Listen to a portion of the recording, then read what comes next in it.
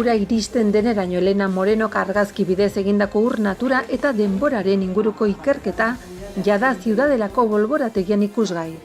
Kaparrosoren txaleta hartuko du Barne Udalak eta Zeharrek lotzear duten hitzarmenak. Iruñan errefuxiatuak hartze aldera guneak utziko dituenak. Aste honetan gidatzean distrakzioak saihesteko zaintza eta kontrol kanpaina berria egingo da. Beste batzuen artean mugikorraren edo GPS-aren erabilera kontrolatuko dira. 50.000 euroko edo gutxiagoko aurrekontua duten proiektu eszenikoak eta musikalak egiteko 200.000 euroko laguntzen deialdia egin du Iruñeko Udalak. Hizkuntza gutxiagotuen hiztunen eskubidea defendatzeko ituna bultzatuko du Euskaltzaindiak. Kaixo, zer moduz, hauek dira urtarrilaren 21eko titularrak. Iruñeko Udalak Kaparrosoko txaleta errefuxiatuentzako egokituko du.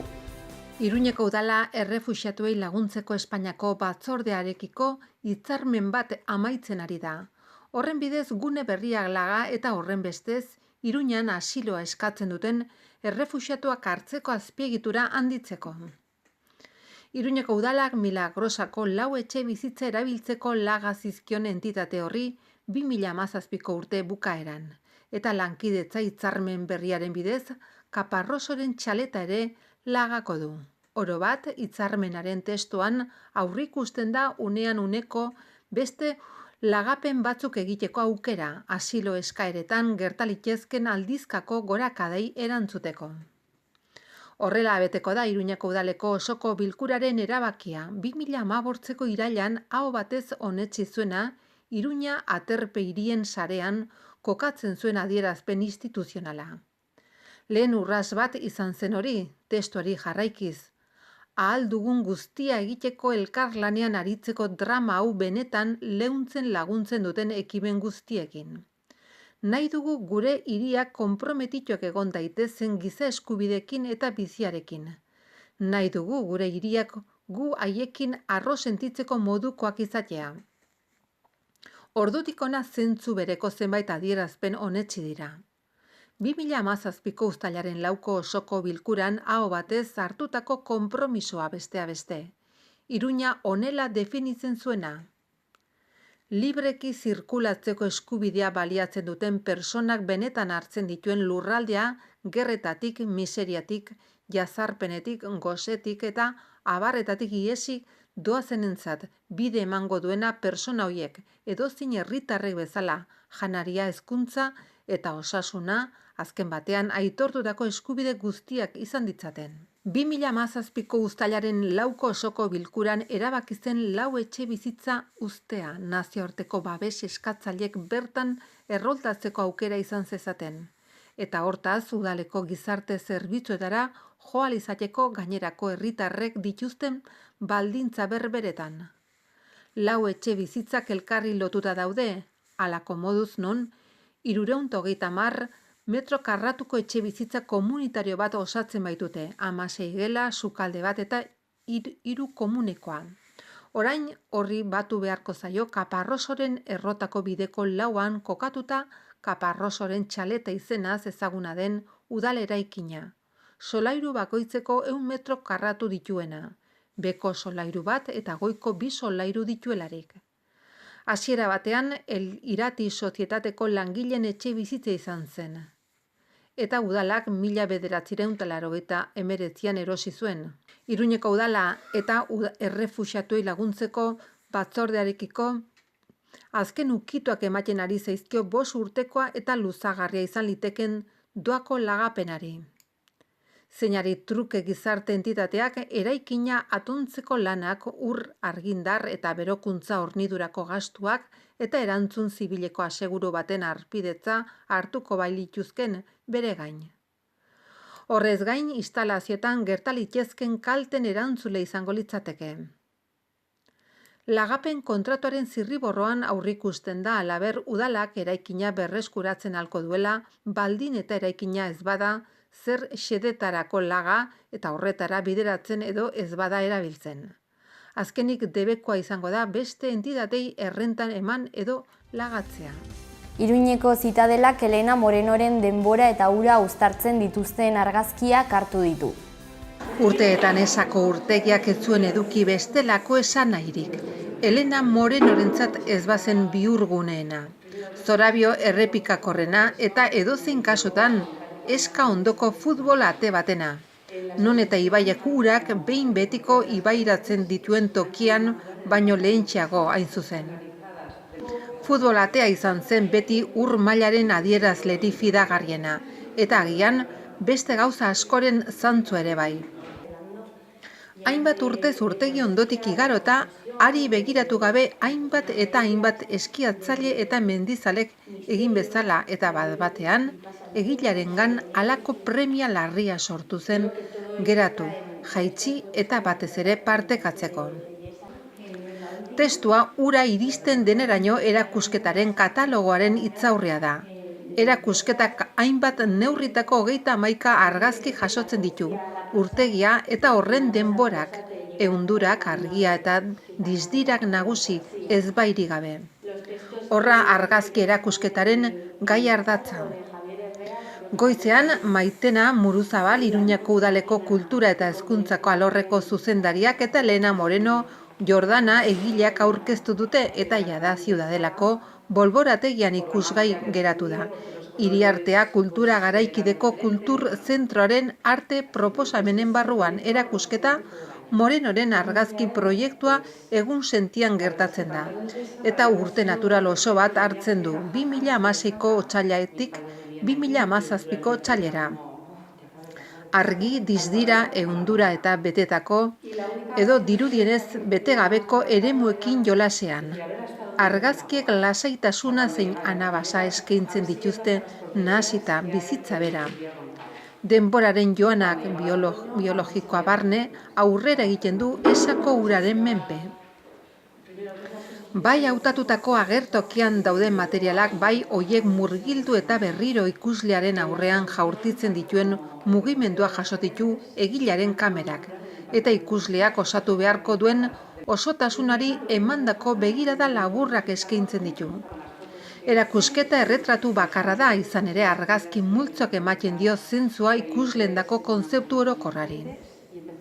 Argazki erakusketa barnekoa eta berea den urtegi erretratutzat eman du egileak eta natura ez ezik, sentimentu, sensazio eta hausnarketak ere izpide dituzten olerkitxoek zeharkatzen dute, haiku gisa.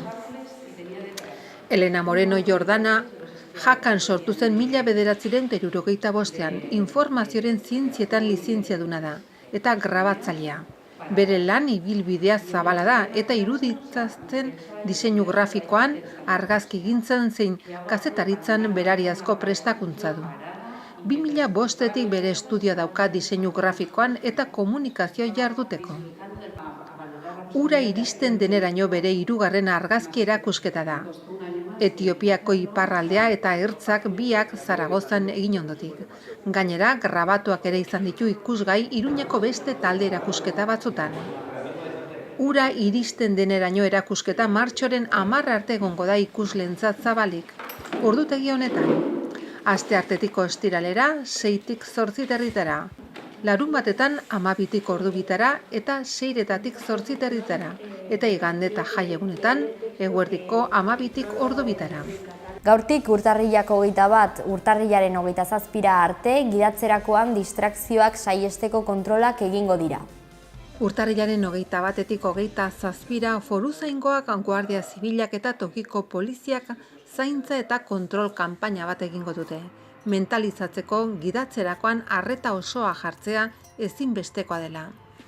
Nafarroko bide segurtasunerako estrategiaren barruan gogoratu dute ibilgailu barruan edo kanpoan gidariaren arreta erakarri eta zeregin horretatik besteratzen duen gertakari, jarduera, objektu edo persona orok distrakzioak sor ditzakela.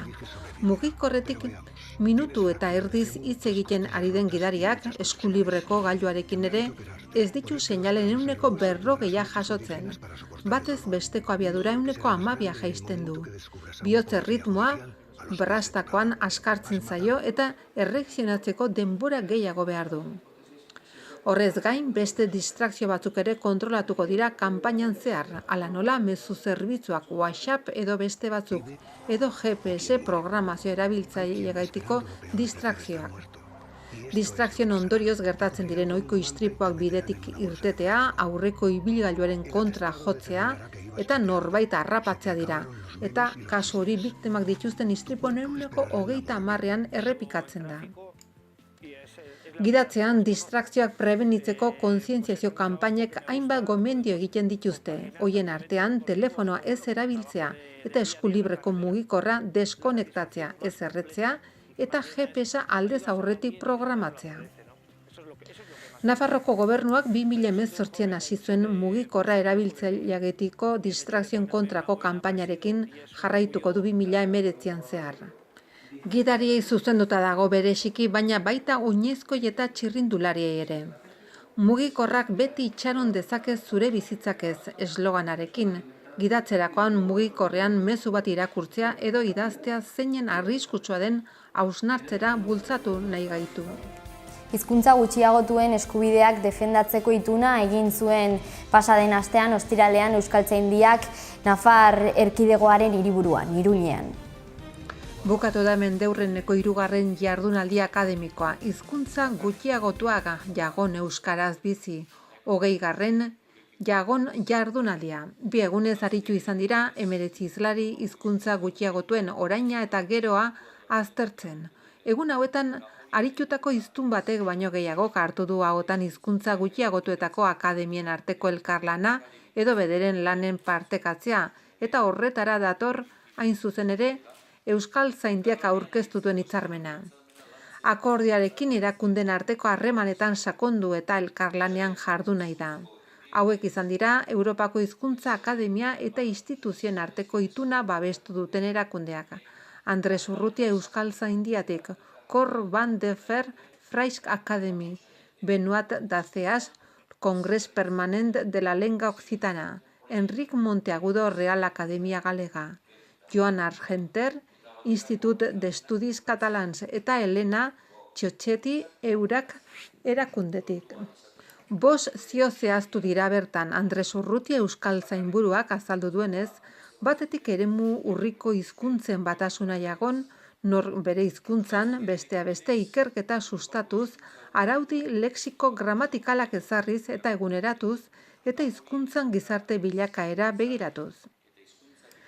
Bigarrenik erakunden arteko harremanetan sakondu eta elkarlanean jardun xede helburuetan bat datozenez. Hala nola hizkuntza bizi berritzeko proiektuak naiz esperientziak ikerketak edo argitalpenak trukatuz.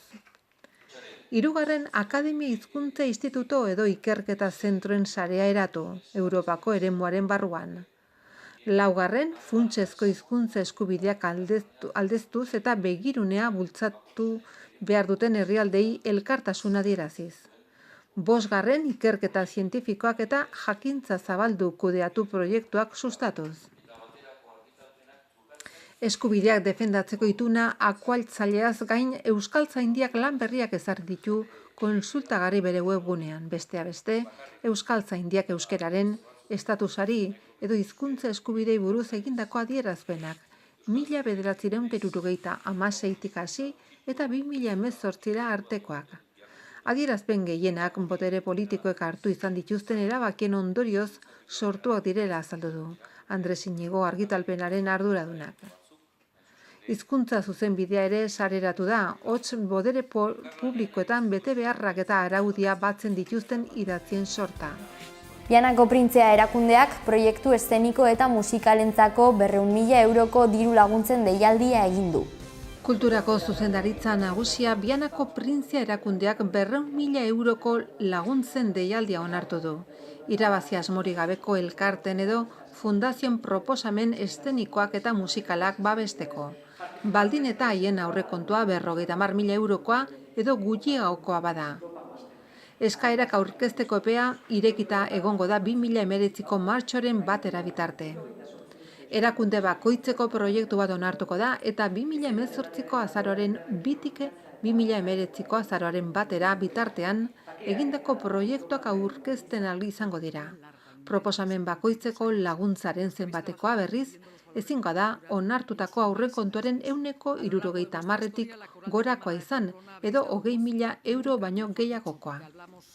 Laguntzen helburua da kalitatezko eskaintza artistikoa egitea, diziplina artistikoetatik desberdina jarduera artistikoa gizarteratzeko faktore bezala baloratzen duena. Alderdi sozialak kontuan izan eta foru komunitateko lurralde osora zuzentzen dena. Erakunde onuradunek ondorengo baldintzak bete beharko dituzte. Haien estatutuen helburuetariko bat arte eszenikoekin eta musikalekin loturiko jarduerak egitea izatea. Helbide soziala eta fiskala Nafarroan izatea eta 2018ko urtarrilaren 1 baino lehen eratutako izatea. Deialditik kanpo geratuko dira tokiko erakundeak, hoien erakunde autonomoak, enpresa erakunde publikoak, fundazioak eta parte handiena, Nafarroko Foru Komunitateko tokiko erakundek osatzen duten sozietate publiko parte hartuak. Sindikatuak, enpresa elkarteak, elkargo profesionalak eta elkarte profesionalak. Nafarroko 2018ko aurrekontu orokorretan izendun partida daukaten erakundeak eta arte eszenikoen eta musikalen proiektu artistikoentzako 2019-2020 diru laguntzak 40.000 eurotik gorako aurrekontua dutenentzat deialdian laguntza lortzen dutenak. Dokumentazioa Nafarroko Foru Komunitateko Administrazioaren erregistro orokor elektronikoaren bitartez aurkeztuko da nahi eta nahi ez. Eskaerak aurkezteko epea astelehenean urtarrilaren 1 irekitzen da.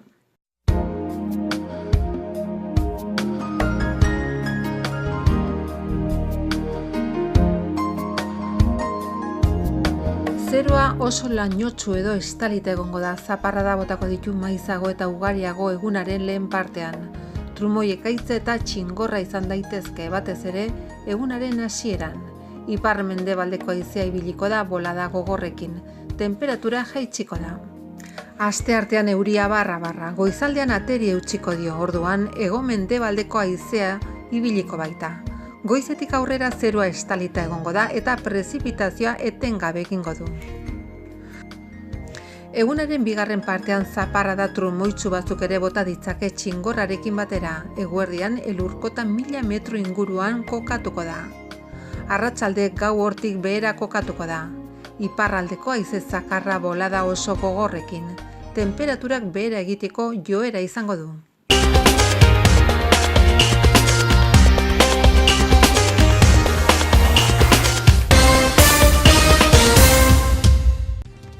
Ura iristen deneraino Elena Morenok argazki bidez egindako ur natura eta denboraren inguruko ikerketa jada Ziudadelako bolborategian ikusgai. Kaparrosoren txaleta hartuko du barne udalak eta zeharrek lotzear duten hitzarmenak. Iruñan errefuxiatuak hartze aldera guneak utziko dituenak. Aste honetan gidatzean distrakzioak saihesteko zaintza eta kontrol kanpaina berria egingo da.